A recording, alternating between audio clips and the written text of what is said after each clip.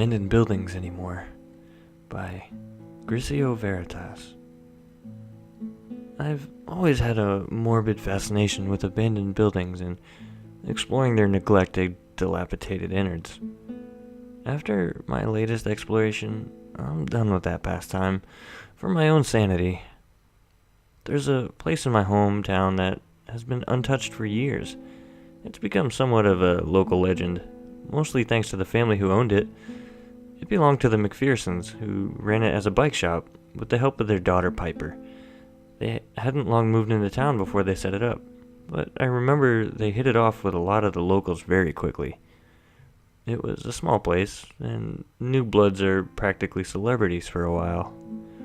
Piper was a nice girl, but she was really up against it when she started school.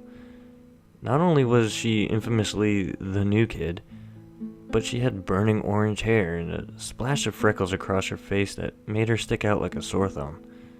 Her parents owning a store full of shiny new bikes also made the kids decide that her family were loaded, something which many of us weren't. Kids can be stupid.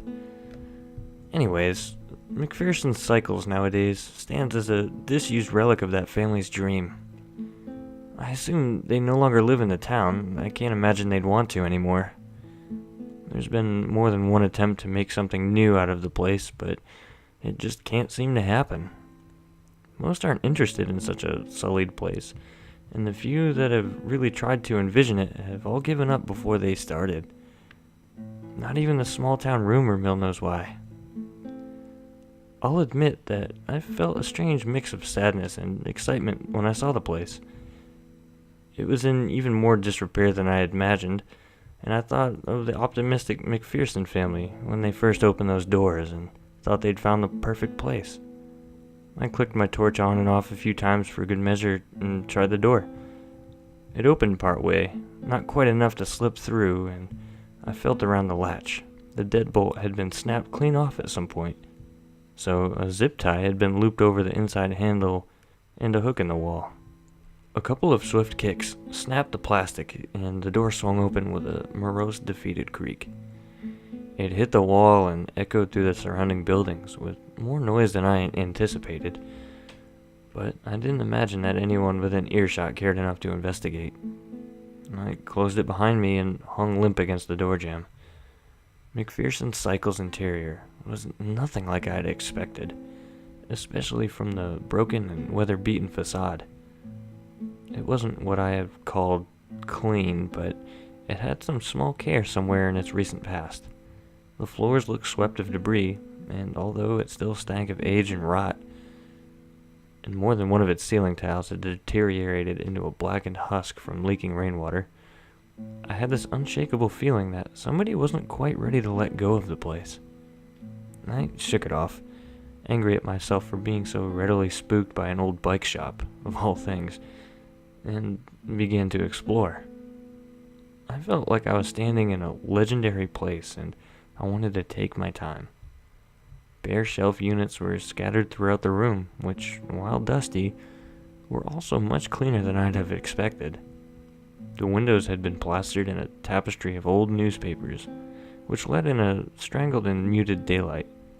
Enough to explore the shop front, but I would definitely need my torch for the rest of the building. I compulsively checked it again.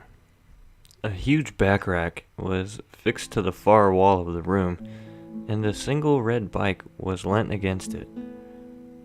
It was sized for a child, and had a small wicker basket fixed to its handlebars. I stared at the bike, and for several moments I was unsure as to why it had grabbed my attention. I quickly realized it had been Piper's, and she would always ride it around after school, and in front of the store on weekends. The tires were still ringed with beige sand, and a half-dressed Barbie doll lay in the bottom of the basket, smiling up at a canopy of grimy spiderwebs. Piper had been a form of advertisement for her parents' shop. In a way, riding her shiny bike around to hopefully entice the other kids. It seemed to work, too, and she was always proud to be helping out. I hadn't spoken to her much, but when I did, she was always looking forward to Saturday. I still feel guilty that I barely noticed when she stopped coming to school.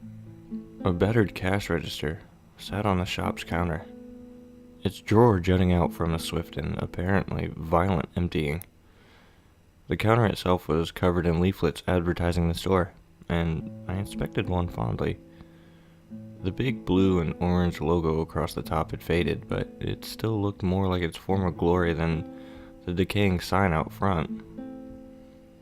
I replaced it on the counter and noticed the corner of another leaflet, different to the others that had buried it. I pulled it free and found someone at some point had torn it in half. It was washed out like someone had got it wet several times over, but some words were still legible. Quality of life was still faintly legible across the bottom, in delicate white script against a black and gold background. I suddenly felt uneasy and gently put it back, smoothing the pile of leaflets to cover it. I remember how cold I just felt then, a dreadful unease that tugged at every follicle on my body. Something flashed in the corner of my vision. It was a landline. A cordless phone sat in its cradle, and one of the buttons in the base was blinking orange. I pressed it, and a robotic voice spoke through the tiny speaker.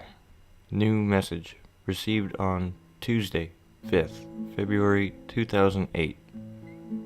A silent building filled with gasps and sobs of a woman. Her moans and anguish distorted as the feeble speakers tried to convey her suffering. Mike, oh Mike, I don't know what to do. She paused to choke back a sob. I was just speaking to her and the machine started going crazy. She was convulsing and... She paused again, as a fresh wave of pain bubbled up in racking sobs. We can't do anything, she's gonna die, and we can't fucking do anything. I can't handle this. Click. She left a deafening silence behind, and my ears rang with the memory of her pain still fresh in my mind. That message wasn't intended for me, but whatever it has been about was long over, and that knowledge was all I had to comfort me, if barely at all. I continued my exploration through a door at the back of the room, leading into a short windowless hallway that extended to the back of the building, turning right to a bathroom and left into a musty kitchenette that stank of old coffee and microwave food. I turned on my torch. This room, unlike the storefront, had been left to rot in its disused squalor. A first aid kit hung agape on the wall, its contents spilled on the floor. I looked over a small fold-out table that had a few odds and ends, an old checkbook, an overexposed passport photo of the McPhersons, and a messy scrap of paper with a medical center's phone number scrawled in biro. It was then that I heard the footsteps. They moved slowly above me, heavy, deliberate footfalls punctuated by the agonized squeaks and groans of old flooring. Maybe it was my fear, but the darkness seemed to grow thicker in my vision. I strained to hear the footsteps over my heartbeat that now thundered in my ears, but they'd stopped. It was time to leave, I decided. I ducked back out into the hallway, and as I re-entered the storefront, I realized that there was no stairs up to a second floor. I didn't stop to think about it. As far as I cared by then, it was all the more reason to get out. The evening had quickly gathered, and it was dark outside now, leaving me little to no light except my torch, which seemed so much weaker than I remembered. Its paltry light was even weaker for the dusty atmosphere, but it was still strong enough to reflect a flash of red from across the room.